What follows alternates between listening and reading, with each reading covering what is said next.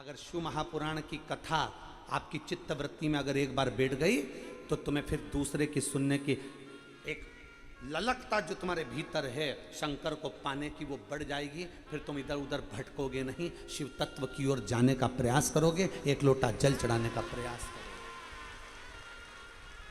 फिर तुम्हारा मन नहीं लगेगा, तुम्हारा चित्त नहीं लगेगा। यहाँ कई माताएं बैठी हैं जो रोज टीवी खोलकर बैठ जाती हैं, रोज मोबाइल पर कथा सुनती हैं, 5 मिनट 10 मिनट 15 मिनट आधा घंटा 1 घंटा रोज उनका नियम है कि मुझे कथा श्रवण करना है, और कथा सुनने का फल मिलता भी है।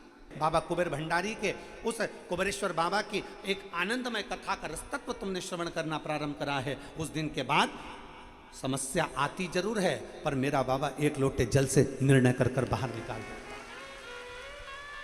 ऐसा नहीं कि दुख नहीं आएगा, ऐसा नहीं कि तकलीफ नहीं आएगी, कर्म का भोग तो भोगना पड़ेगा, कर्म का भोग मनुष्य को भोगना ही पड़ता है। ये कर्म का भोग तो सबको भोगना है, जो मृत्यु लोक में आया है उसको भोगना पड़ेगा। बस इतना याद रखो कि कर्म का भोग अर्थात समस्या, दुख, तकलीफ, कष्ट, बीमारी सब आएंगे पर आपका एक लोटा जल चढ़ाते चढ़ाते चढ़ाते चढ़ाते तुम्हें मालूम नहीं पड़ेगा कि तुम्हारी बीमारी कब चली गई, तुम्हें मालूम नहीं पड़ेगा कि तुम्हारा दुख कब चले गया, तुम्हें मालूम नहीं पड़ेगा कि तुम्हारा कष्ट कब चले गया, तुम्हारी तकलीफें कहाँ गई। अपने दिल पर हाथ रखकर विचार करना कि हमने जब से शिव पुराण सुनना चालू करी तब से हमारे जीवन में कितना बदलाव आया है, हमारे व्यापार में, हमारी उन्नति में कितना बदलाव आया।